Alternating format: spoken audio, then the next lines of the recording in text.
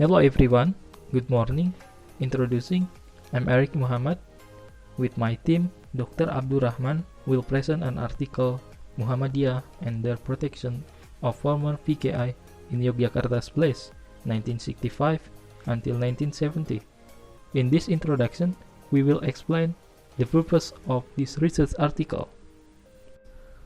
Of a research in terms of historical disciplines. This article will discuss the efforts to protect the former PKI who were involved in the G30S PKI incident by Muhammadiyah in Yogyakarta.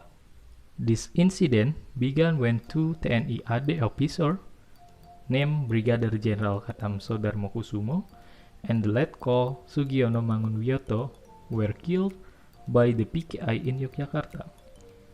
In 1966, the PKI became a banned party and was dissolved by the New Order government. Meanwhile, during 1966 and until 1970, many former PKI were imprisoned and discriminated against by the apparatus and civil society. In the midst of the discrimination that occurred, Muhammadiyah was present as a religious organization that helped the former PKI. And the next, my paper research problem. This article intends to answer three important questions. Number one, why did Muhammadiyah take the initiative to save the former PKI? And the second, how did Muhammadiyah save the former PKI? And the last number, what is the impact of this movement? The research method I used is the historical research method. The first is to determine the topic or theme. And second, heuristic of source search. And third, source criticism or source verification, which is to verify the data that has been found. And fourth, interpretation, namely the process of research reinterpreting historical events. And the fifth is historiography. This stage is the last step in historical research. Next slide, analysis number one.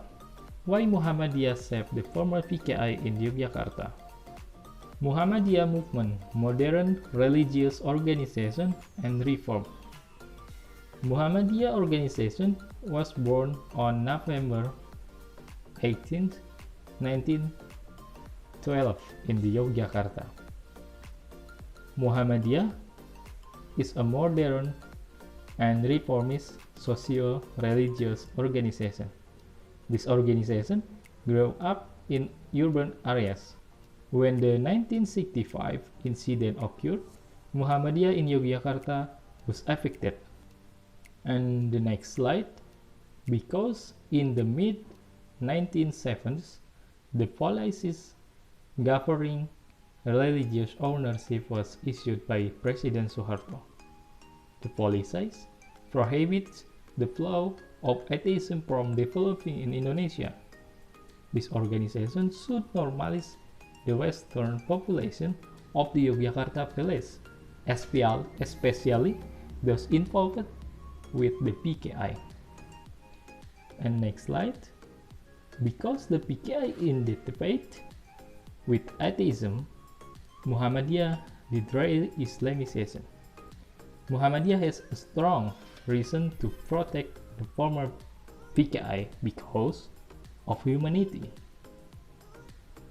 This in line with the organization belief about right and wrong, or in Arab language is amar ma'ruf nahi munkar.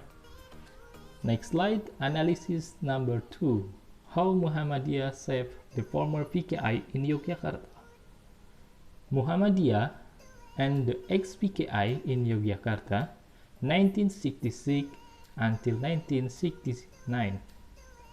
Muhammadiyah carried out movement that help or save the former PKI from public discrimination through various means.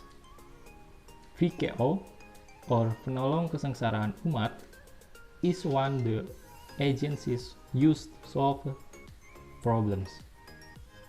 The VKO, attention to social issues such as helping ex-PKI from discrimination public, uphold the practice of Amar Ma'ruf Nahi Mungkar.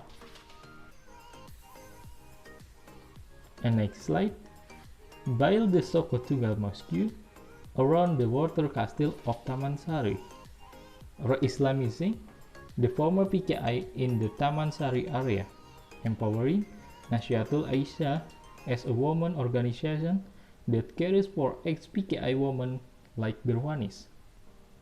Circa 1969 in Yogyakarta, this organization sent the children of former PKI to Muhammadiyah educational institution. And the last analysis, number 3, what is the impact of this movement? The impact of the Muhammadiyah social movement on the ex-PKI in Yogyakarta.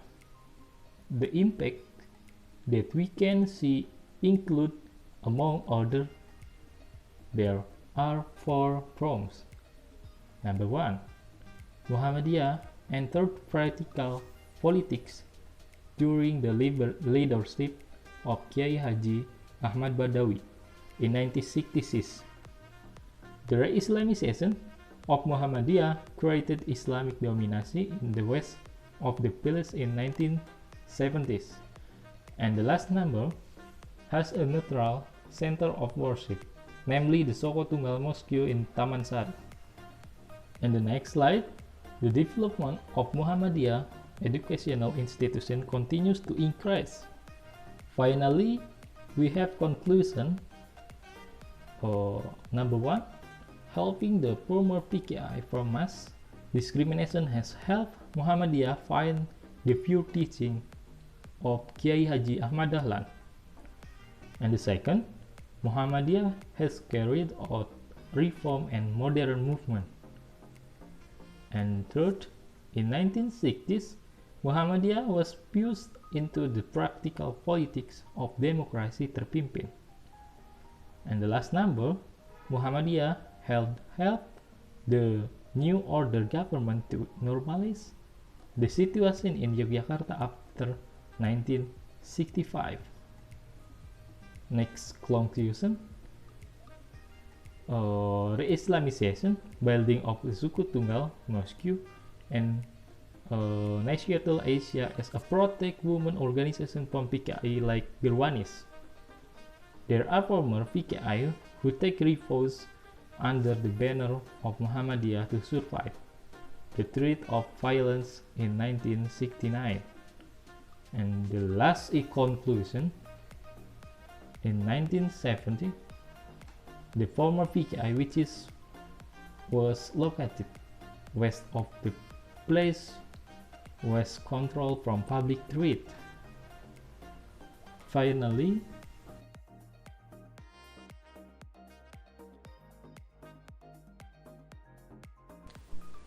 this slide brings us to the end of my presentation.